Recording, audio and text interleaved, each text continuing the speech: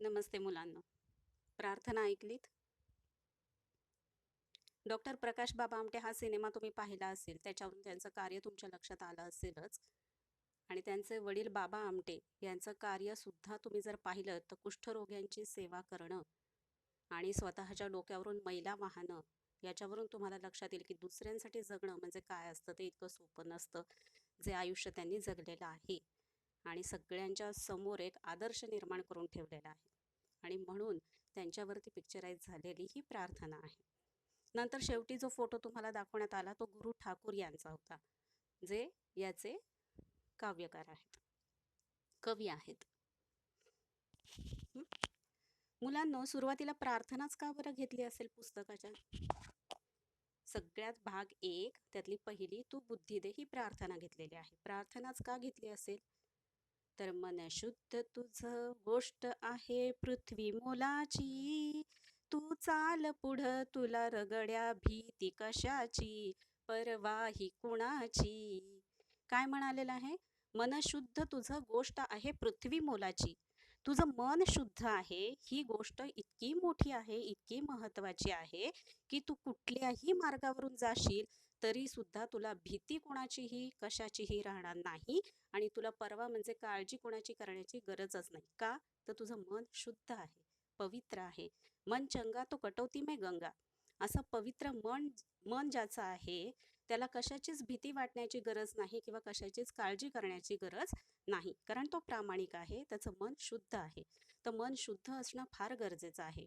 मग हे मन कसं शुद्ध करता येईल? साबण जसं शरीराला लावून धुवून पुसून तुम्ही शरीर स्वच्छ करता, तसं मनाला साबण लावता येईल का? तर नाही. मग मन जर शुद्ध करायचं असेल तर प्रार्थना ही मनाची आंघोळ आहे. प्रार्थना म्हटल्यानं मनाची आंघोळ होते, मन शुद्ध होतं, मन पवित्र होतं. आणि म्हणून सुरुवातीला तुम्हाला दिलेली आहे प्रार्थना, जी आपण आता अभ्यासणार आहोत. प्रार्थनेचं नाव आहे तू बुद्धी दे. बुद्धी समानार्थी शब्द मती. सगळ्यांनी लिहून घ्यायचेत शब्दांचे अर्थ पेन्सिलनं पुस्तकामध्ये, आणि नंतर मात्र ते वहीमध्ये लिहून काढा. सुरुवातीला प्रार्थना, तो परिचय जो दिलेला आहे गुरु ठाकूर यांचा, तो सगळ्यांनी व्यवस्थित स्वच्छ सुंदर अक्षरात लिहून काढायचा आहे. त्यानंतर प्रार्थना पाहून व्यवस्थित लिहून काढायची आहे. आणि त्याच्यानंतर जे काही शब्दांचे अर्थ असतील, वाक्प्रचार, म्हणी वगैरे, ते सगळं सुवच्छ अक्षरामध्ये लिहून काढायचं आहे वर्गपाठाच्या वहीमध्ये, क्लास वर्कमध्ये. आता प्रार्थनेकडे वळूयात. सुरुवातीला मी तुम्हाला स्पष्ट केलं की प्रार्थना कशासाठी असते, तर मन शुद्ध व्हावं, पवित्र व्हावं यासाठी.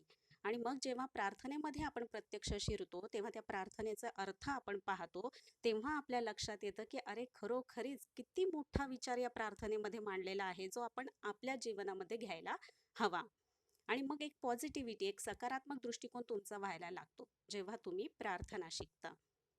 या प्रार्थनेमध्ये सुरुवातीला म्हटलेलं आहे, तू बुद्धी दे, तू तेज दे, नवचेतना विश्वास दे, जे सत्य सुंदर सर्वथा आजन्म त्याचा ध्यास दे. तू बुद्धी दे. कोणाला म्हटलेलं आहे? ईश्वराला म्हटलेलं आहे. देणारा कोण आहे? दाता कोण आहे? तर तो ईश्वर आहे. त्या ईश्वराला मागणं केलेलं आहे की तू बुद्धी दे, तू मला चांगली बुद्धी दे, सद्बुद्धी दे, मती दे, तेज दे, एक नवीन प्रकाश दे, उत्साह दे, उल्हास दे, नवचेतना. नवचेतना, नव म्हणजे नवीन, आणि चेतना चैतन्य, एक नवीन जागृती, एक नवीन चैतन्य माझ्यामध्ये येऊ दे. आणि ह्या सगळ्याचा विश्वास माझ्यामध्ये असू दे. विश्वास, फेथ. जे सत्य सुंदर सर्वथा आजन्म त्याचा ध्यास दे. जे सत्य आहे, ट्रूथ आहे, सुंदर आहे, सर्वथा सर्व अर्थानं सतत, आजन्म त्याचा ध्यास दे. आजन्म मरेपर्यंत तू मला त्याचा ध्यास दे. ध्यास दे म्हणजे काय? ध्यास, उत्कट इच्छा, तीव्र इच्छा. माझ्या मनामध्ये सतत हीच इच्छा राहू देत, उत्कटपणे, तीव्रपणे, की जे काही सत्य आहे, जे काही सुंदर आहे, तेच मला सतत अनुसरायचं आहे माझ्या आयुष्यामध्ये. महात्मा गांधीजींनी सत्याचा आग्रह धरलेला होता. सत्य हेच शिवाप्रमाणे सुंदर आहे, त्यामुळे आपण आपल्या आयुष्यामध्ये सत्याचा कायम आग्रह धरला पाहिजे. आणि म्हणून म्हटलेलं आहे की सत्य सुंदर सर्वथा आजन्म त्याचा ध्यास दे. महाध्यास ही उत्कट इच्छा, तीव्र इच्छा कधीपर्यंत असली पाहिजे? तर मरेपर्यंत मी सत्याची कास धरून जगलो पाहिजे. जे सत्य आहे, त्याच्यातच सौंदर्य आहे. मुळात सौंदर्य कशात आहे? तर सत्यामध्ये सौंदर्य आहे. सौंदर्य हे शारीरिक दृष्ट्या असतं का? शरीर हे वर्षानुवर्ष थकत जातं, नंतर ते म्हातारं होतं, विकल होतं.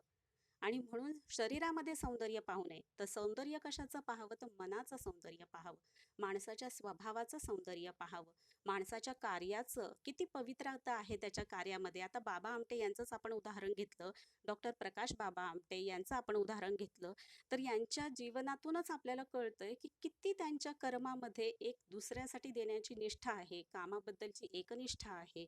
तर हे सगळं पाहून आपल्याला कळतं की हा ध्यास, अशी उत्कट इच्छा, अशी तीव्र इच्छा माझ्या मनाला लागू दे, जे सत्य आहे, जे सुंदर आहे. म्हणजे कर्मानं सुद्धा माणूस सुंदर होऊ शकतो. मग दिसणं, तुमचं रूप हे आपल्या हातात नाहीये, आणि ते सौंदर्य हे बाहेरचं सौंदर्य आहे. माणसानं आतलं सौंदर्य पाहायला पाहिजे, प्रत्येकाच्या मनाचं सौंदर्य पाहायला पाहिजे, त्याच्या कर्माचं सौंदर्य पाहायला पाहिजे, आणि या सगळ्या कामामध्ये त्याने सत्यता ठेवली पाहिजे. पुढे, हरवले आभाळ ज्यांचे हो तयांचा सोबती, सापडेना वाट ज्यांना हो तयांचा सारथी. साधना करीती तुझी जे नित्य तव सहवास दे. हरवले आभाळ ज्यांचे. आता आपण आभाळ म्हणजे पिता मानतो, तर धरती म्हणजे आई मानतो. तर ज्यांचं आभाळच हरवलेलं आहे, आभाळ असणं म्हणजे पिता असणं एक आधार आहे, वटवृक्षाप्रमाणे तो आहे. तर ज्याचा आधारच हरवलेला आहे, अशा लोकांसाठी तू त्यांचा सोबती हो, सोबती हो, सखा हो तू त्यांचा. हं? ज्या ज्या ठिकाणी मनुष्याला की आई वडिलांसारखा खूप मोठा आधार जो ज्या माणसाला असतो आणि ज्याला आई वडीलच नाहीयेत किंवा काका काकू नाही, कुठलंही नातलग नाही, सांभाळणारं कोणी नाहीये, आधार देणारं कोणी नाहीये, अशांचा शेवटी आधार कोण असतो? ईश्वर असतो. म्हणून ईश्वराला विनवणी केलेली आहे की ज्यांचं आभाळच हरवलेलं आहे. आज सुद्धा तुम्ही पाहत आहात, आजची जी परिस्थिती आहे कोरोनामुळे आलेली, तर यावेळेस पण तुम्ही पाहत आहात की बऱ्याचशा लोकांची अशी अवस्था झालेली आहे किंवा जी झोपडपट्टीमध्ये राहणारी लोक आहेत, ज्यांना झोपडपट्टीमध्ये राहणाऱ्यांना तरी वरती निवारा आहे, काही रस्त्यावर राहणारे लोक आहेत की ज्यांना निवाराच नाहीये, यांचा आभाळच हरवलंय, यांना कोणाचा आधारच नाहीये. मग अशा लोकांसाठी सोबती कोण आहे, सखा कोण आहे? तर ईश्वर आहे. कारण कसं आहे मुलांनो, ज्याच्यापाशी पैसा आहे, श्रीमंती आहे, त्याला अनेक मित्र असतात, पण गरीबाला मात्र मित्रांची कमतरता असते. कारण त्याच्याकडून मिळणं असं काही नसतं, उलट त्याला द्यावं लागतं. आणि बऱ्याच जणांची वृत्ती देण्याची असेल तर ते त्यांचे मित्र होतात, सखा होतात. तर काही जणांची वृत्ती नसेल तर त्यांना कोणीही मित्र नसतो, गरीबाला कोणीही वाली नसतो. मग अशा गरिबांना सखा सोबती कोण आहे? तर ईश्वर आहे. मग ज्यांचा आभाळ हरवलेला आहे, ज्यांच्यावरती काही प्रसंग ओढवलेला आहे, ज्यांना कोणाचाही आधार नाहीये, अशा लोकांसाठी तू आधार बन, अशा लोकांसाठी तू सोबती बन, सखा बन. सापडेना वाट ज्यांना हो तयांचा सारथी. सारथी, हं? श्रीकृष्ण हा अर्जुनाचा सारथी आहे. त्यांनी सारथ्य केलेलं आहे अर्जुनाचं.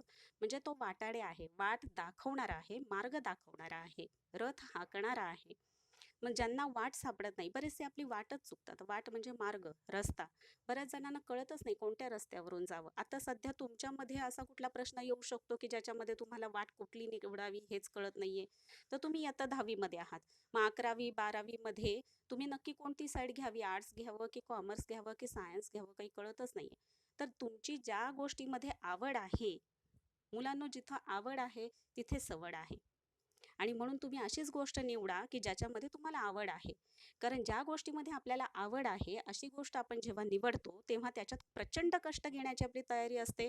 आणि एवढे कष्ट घेऊनही आपल्याला त्याचा त्रास वाटत नाही, कारण ती आपल्या गोष्ट आवडीची असते. आणि म्हणून मग आता तुम्हाला वाट निवडायची आहे, मार्ग निवडायचे आहे, तो ती वाट किंवा मार्ग चुकून तुम्हाला चालणार नाही. तर योग्य ती वाट तुम्ही निवडायला हवी. हा तुमच्या पुढचा आता प्रश्न आहे की आपण कोणता रस्ता धरावा.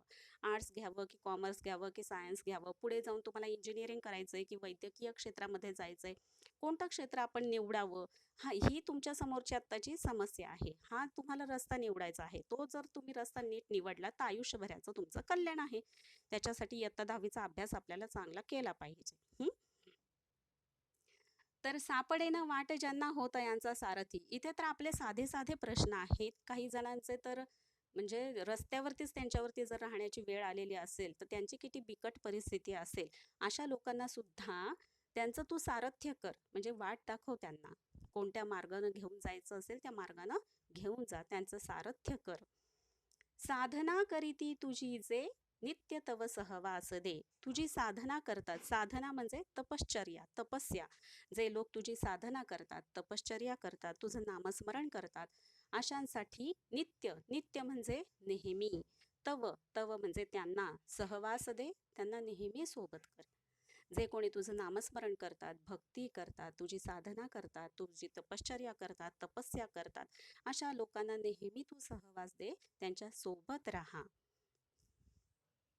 पुढे म्हटलेलं आहे, जाणावया दुर्बलांचे दुःख आणि वेदना, तेवत्या राहो सदा रंध्रातुनी संवेदना. जाणावया दुर्बलांचे दुःख. दुर्बल, जे दुर्बळ आहेत, गरीब आहेत, अनाथ आहेत, अशा लोकांचं दुःख, वेदना ही आम्हाला जाणवली पाहिजे. हं? आपण मस्त चहाचे भुरके ओढत ओढत, चहाचे भुरके घेत घेत आपण समोर टीव्हीवरच्या बातम्या पाहत असतो.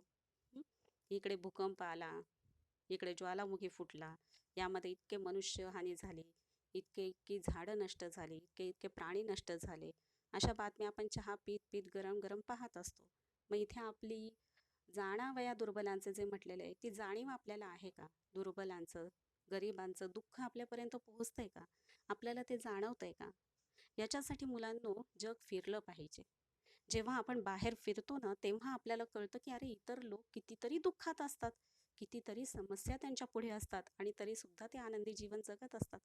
रस्त्यावरती राहणारी जी मुलं असतात, उघडी नागडी फिरणारी मुलं असतात, ती हसत असतात, ती आनंदात असतात. पण ज्याला सगळं काही मिळतंय, तो केवळ एक स्कूल बॅग मला मिळाली नाही म्हणून आत्महत्या करणारा मुलगा आपण पेपरमध्ये बातमी वाचतो. म्हणजे ज्याला सगळं काही मिळतंय पण एखादी गोष्ट मिळाली नाही, तर तो आत्महत्या करतो, स्वतःचं जीवन संपवतो. एवढं मोठं काय त्याच्या आयुष्यामध्ये संकट आलेलं असतं. पण अशी माणसं आहेत की ज्यांच्या आयुष्यामध्ये केवळ संकट आणि संकटच येतात, पण अशांना सामोरं जाऊन सुद्धा ही माणसं ताठ मानेनं उभी असतात, कारण तेवढी संकट त्यांनी झेललेली असतात आयुष्यामध्ये. तर अशा लोकांचं दुःख आपण समजून घेतलं पाहिजे. दुसऱ्यांच्या दुःखाची खिल्ली तर कधीच उडवायला नको. आपण सुखात आहोत, समोरचा जर दुःखी असेल तर त्याला आपण मदत केली पाहिजे. त्याच्या दुःखाची जर आपण खिल्ली उडवली, तर उद्या प्रत्येकाची परिस्थिती ही बदलणारी असते. आज तुमची चांगली परिस्थिती आहे, उद्या तुमच्यावर वाईट परिस्थिती येऊ शकते.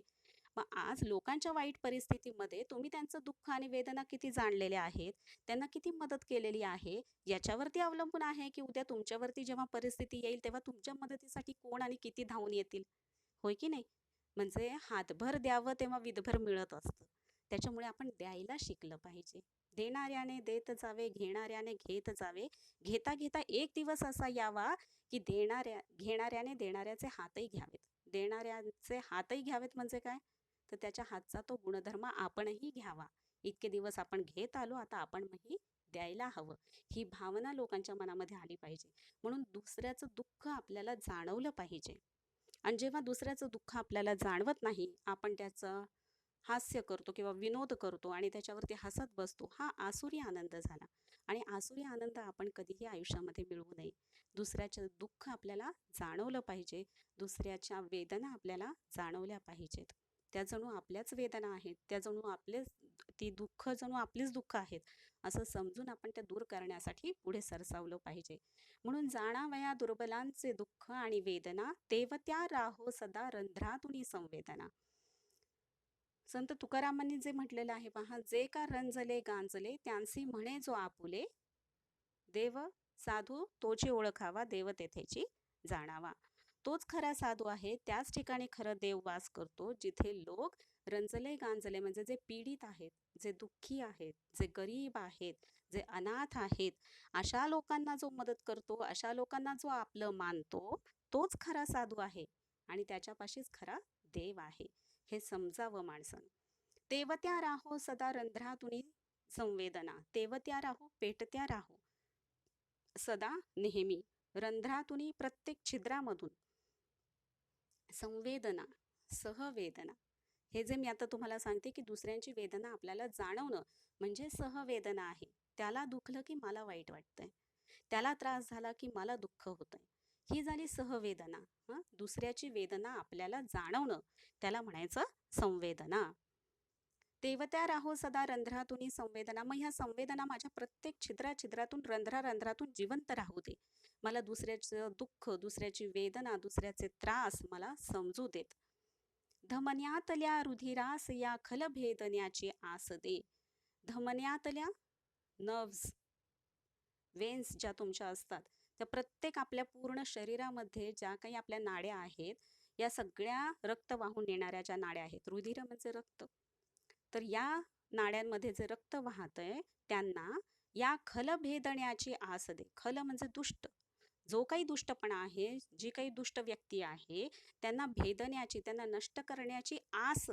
आस म्हणजे तीव्र इच्छा माझ्या मनामध्ये लागू दे, उत्कट इच्छा माझ्या मनामध्ये लागू दे. आपण दसरा हा सण साजरा करतो पहा. दसरा सण साजरा करतो, होळी सण साजरा करतो. दसरा सण साजरा करतो आपण, त्यावेळेस आपण रावणाला जाळतो आणि धनुष्यबाण रामाच्या हाती असतो. हा, म्हणजे राम हे कशाचं प्रतीक आहे? चांगल्याचं प्रतीक आहे. तर रावण हे कशाचं प्रतीक आहे? वाईटाचं प्रतीक आहे. म्हणजे चांगल्याच्या हातून वाईट नष्ट केलंय, दुष्ट संपवलेलं आहे. मग दुष्टपणा जो आहे, वाईट वृत्ती ज्या आहेत त्यांचा आपण नाश केला. आणि कोणाच्या हातून केला? चांगल्याच्या हातून. रामाच्या हातून रावणाचा नाश केला. म्हणजेच काय केलं? तर चांगल्याच्या हातून वाईटाचा आपण नाश केलेला आहे. जे दुष्ट आहे, जे खल आहे, जे वाईट आहे ते नष्ट केलं, संपवलं. आणि इथे आणखी एक उदाहरण घेता येईल ते म्हणजे होळी. होळी हा सण आपण साजरा करतो. याच्यामध्ये पहा की होलिका ही जी राक्षसीन आहे, हिरण्यकश्यपूची बहीण आहे, तिला वर मिळालेला असतो की तिला अग्नी जाळू शकत नाही. आणि म्हणून ती प्रल्हादला म्हणजे हिरण्यकश्यपूच्या मुलाला मांडीवरती घेऊन बसते त्याला जाळण्यासाठी. पण प्रत्यक्षात जाळली कोण जाते? होलिका जळते आणि प्रल्हाद मात्र जिवंत राहतो. कारण प्रल्हादची भक्ती ही सर्वश्रेष्ठ असते. म्हणून जिथं सत्य आहे, प्रेम आहे, भक्ती आहे, ते कधीही विनाश पावत नाही, तर ते उलट दुष्टाला, खलाला संपवतं. म्हणून त्या होळीमध्ये होलिका नावाची राक्षसीन जळते, पण प्रल्हाद मात्र जिवंत राहतो. त्यामुळे शेवटी विजय हा सत्याचाच होणार असतो. जे चांगलं आहे, जे सत्य आहे, जे पवित्र आहे, जे पावन आहे, ते शेवटी उरणार आहे. आणि म्हणून आपण देखील तसं झालं पाहिजे. आणि जे काही दुष्ट आहे, दुष्ट प्रवृत्ती आहेत, वाईट आहे, ते सगळं या होळीमध्ये जाळून टाकलं पाहिजे. धमन्यातल्या रुधिरास या खल भेदण्याची आस दे. तर खल म्हणजे दुष्ट प्रवृत्ती नष्ट करण्याची आस, इच्छा माझ्या मनाला लागू देत. सामर्थ्य या शब्दांस आणि अर्थ या जगण्यांस दे. तुझ्या आशीर्वादानं, तुझ्या कृपादृष्टीनं या मी जे काही काव्य सुमनं तुझ्या समोर स्थापित केलेली आहेत. सुमन म्हणजे फुल. तर हे काव्य मी एका फुलाप्रमाणे जसं ईश्वराला अर्पण केलेलं आहे, त्या शब्दांमध्ये तू सामर्थ्य दे, शक्ती दे आणि अर्थ या जगण्यास दे. या शब्दांमध्ये सामर्थ्य दे आणि जगण्यासाठी अर्थ दे. मग अर्थ या जगण्यासाठी केव्हा प्राप्त होईल मुलांना? किंवा सामर्थ्य या शब्दांचा आणि अर्थ या जगण्या शब्दांमध्ये सामर्थ्य, शब्दांमध्ये प्रचंड सामर्थ्य आहे, शक्ती आहे. अशा प्रकारचे जळजळीत लेख सुद्धा लिहिण्यात आलेले आहेत. अशा प्रकारची काव्यरचना करण्यात आलेली आहे की ज्यानं समाजमन पालटू शकतं, बदलू शकतं, इतकी शब्दांमध्ये ताकद आहे. तुम्ही जर तुतारी ही कविता पाहिली केशवसुत यांची, तर एक तुतारी द्या मज आणून फुंकीन मी जे स्वप्राणाने भेदून टाकीन सगळी गगने ए दीर्घ तिच्या त्या किंकाळीने, अशी ही कविता आहे. तर याच्यामध्ये तुतारी हे वाद्य जे आहे ते वाजवल्या क्षणी तुमच्यामध्ये शूर, पराक्रम हा रस, वीररस जो आहे तो तर संचारतोच. पण त्याचबरोबर हे शब्द जेव्हा तुमच्या कानावरती पडतात तेव्हा आपोआप तुमच्यामध्ये असत्याच्या विरुद्ध लढण्याची ताकद निर्माण होते. ही ताकद कुठून आली? शब्दांमधून आली. तर शब्दाचं सामर्थ्य हे फार मोठं आहे. एका तलवारीप्रमाणे ते काम करू शकतं. तर ह्या शब्दांमध्ये जर सामर्थ्य असेल तर तुमच्या जगण्यास पण अर्थ प्राप्त होईल. जगण्यास अर्थ केव्हा प्राप्त होईल? जगण्यास अर्थ प्राप्त होणं म्हणजे काय? स्वतःसाठी जगलास तर मेलास आणि दुसऱ्यांसाठी जगलास तर जगलास. जो दुसऱ्यांसाठी जगतो त्याला जगण्याचा खरा अर्थ कळालेला आहे आणि जो फक्त स्वतःसाठी जगत राहतो त्याला जगण्याचा खरा अर्थ कळालेला नाही. तर हे ईश्वरा, जगण्यातला खरा अर्थ तू मला समजून दे, उमगून दे, जाणवून दे. काय आहे आणि जगण्यातला खरा अर्थ? तर दुसऱ्यांसाठी जगलास तर जगलास. इथं लोक स्वतःचं सुद्धा जीवन नीट जगत नाहीयेत. इथे लोक स्वतःचं जीवन जगत असताना सुद्धा यांना नैराश्य येतं आणि हे आत्महत्येला बळी पडतात. तर हे का होतंय? तर त्यांना योग्य तो सारथी मिळालेला नाही, वाट सापडलेली नाही, जगायचं कशासाठी हेच कळालेलं नाही. जन्माला आलो म्हणून जगलोत आणि एके दिवशी मृत्यू आलो म्हणून मेलो. तर कशासाठी जगायचं आहे, ह्याची ध्येय, याचे उद्दिष्ट, याची तत्व आपली निश्चित असली पाहिजेत आणि त्या ध्येयानं भारावून जाऊन जीवन जगलं पाहिजे. असं जगा, जगणाऱ्यानं असं जगलं पाहिजे की दुसऱ्यांनी सांगितलं पाहिजे जगायचं असेल तर याच्यासारखं जगा. यमदेव जरी आले तरी त्यांनी म्हटलं पाहिजे, अरे अजून थोडंसं जगून घे, नंतर येतो मी पुन्हा केव्हा तरी. इतकं रसरसून माणसानं आयुष्य जगावं, इतकं आपण दुसऱ्यांसाठी जगावं की त्या जगण्याला एक अर्थ प्राप्त व्हावा. सन्मार्ग आणि सन्मती लाभो सदा सत्संगती. सन्मार्ग, सन्मार्ग चांगला मार्ग, योग्य मार्ग. आणि सन्मती, सन्मती चांगली मती, मती म्हणजे बुद्धी. देवाजवळ हेच मागतो ना आपण, देवा मला चांगली बुद्धी दे. लाभो सदा सत्संगती, सत्संगती चांगली संगत. मुलांनो, हे मी नेहमी तुम्हाला सांगत असते की संगत चांगली लाभणं फार गरजेचं आहे. ज्याला चांगली संगत लाभली तो आयुष्यामध्ये केव्हाही कुठल्याही म्हणजे वयामध्ये असू दे, कुठल्याही परिस्थितीमध्ये असू दे, लगेचच त्याला एक वळण प्राप्त होतं त्याच्या जीवनाला आणि तो सुधारू शकतो. जर संगत चांगली लाभली तर. मग संत सज्जनांची संगत आपण नेहमी आपल्या आयुष्यामध्ये ठेवावी, की जेणेकरून संगत अशा लोकांची लागावी की आपलं आयुष्य जे आहे ते सुधारून जावं, त्याचा उद्धार व्हावा. त्याच्यामुळे सन्मार्ग म्हणजे चांगला मार्ग नेहमी आयुष्यामध्ये निवडावा. सन्मती म्हणजे आपली बुद्धी चांगली चालावी, सद्बुद्धी असावी आणि त्याचबरोबर नेहमी आपल्याला चांगल्या लोकांची संगत मिळावी. आता काही घराणे असतात पहा की जिथे गायकी फार मोठी प्रचलित वगैरे असते, तर त्यांना तसं वातावरण लाभलेलं असतं, तशी वातावरण निर्मिती, तशी संगत लाभलेली असते. एखाद्या घरामध्ये चांगले संस्कार असतात, अगदी लहानपणापासून बालपणापासून त्यांना ते बाळकडू मिळालेले असतात. मग अशा घरातली मुलं कशी निघतात? संस्कारित निघतात. म्हणजे संगत मुलांना कशा प्रकारची लाभते त्याप्रमाणे ते मुलं घडत असतात. म्हणून संगत ही नेहमी चांगल्या लोकांशी करावी. नीती नाही भ्रष्ट हो जरी संकटे आली किती. कितीही आयुष्यामध्ये संकट आली तरी सुद्धा आमची नीतिमत्ता ढळता कामा नये. नीतिमत्ता ढळता कामा नये म्हणजे काय? सदाचरण. सदाचरण म्हणजे चांगलं आचरण करण्याचे जे नियम आहेत त्याला म्हणायचं नीती. मग नीतिमत्ता ही भ्रष्ट ना हो, नष्ट ना हो. संकटे आली कितीही, कितीही संकट आली, कितीही समस्या आली तरी मी डगमगता कामा नये. कशावरून? माझी जी नीतिमत्ता आहे ते. नाही तर हम ऐसा करेंगे, हम वैसा करेंगे, आव ट्याव सगळं म्हणायचं आणि ज्यावेळेस प्रत्यक्ष परिस्थिती येते तेव्हा मात्र तिथून पळ काढायचा. तर अशी परिस्थिती होता कामा नये. कितीही संकट येऊ दे मोठं, कितीही मोठी समस्या येऊ दे, पण मी त्याच्यातून नीतिमत्तेनंच मार्ग काढेन. मी सत्यानंच वागेन आणि मी सत्यानंच विजयी होईल. अशी भावना तुमच्या मनामध्ये ठाम असली पाहिजे. पंखास या बळ दे नवे झेपावण्या आकाश दे. माझ्या पंखांमध्ये इतकं बळ दे, म्हणजे आशा अपेक्षा फार मोठ्या आहेत, आकांक्षा फार मोठ्या आहेत, पण त्या प्रत्यक्षात आणण्यासाठी तेवढं बळ, तेवढी ताकद पण तुमच्यामध्ये आवश्यक आहे. नवे झेपावणे आकाश दे. मग हे जे माझे नवीन मी जी नीतिमत्ता ठरवलेली आहे, जे नवे मार्ग निवडलेले आहेत, हे सगळे पूर्णत्वास नेण्यासाठी माझ्या पंखांमध्ये तेवढं बळ येऊ देत. त्याच्यासाठी काय होऊ दे? झेपावण्या आकाश दे. आकाश दे म्हणजे भरपूर संधी आहेत तुमच्या पुढे. हां, मग एखादी तरी मला त्या झेपावणे आकाश दे म्हणजे मला संधी उपलब्ध करून दे. आणि एकदा का मला तशी संधी मिळाली, तर मग मी त्या संधीचं सोनं केल्याशिवाय राहणार नाही. तर हे सगळं आकाश तुमच्यासाठी मोकळे मुलांना. भरपूर संधी आहेत. त्या संधीचा फायदा करून घ्या, त्या संधीचं सोनं करून घ्या आणि आयुष्य तुमचं उजळून काढा. तर अशा प्रकारे तू बुद्धी दे ही कविता प्रार्थना अतिशय सुंदर गुरु ठाकूर यांनी लिहिलेली आहे आणि ती आपण जेव्हा गायलेली आता ऐकली असेल, पाहिली असेल, तेव्हा नक्कीच तुमच्या डोळ्याच्या कडा ज्या आहेत त्या ओलावल्या असतील. हं. इतकी सुंदर ही प्रार्थना आहे.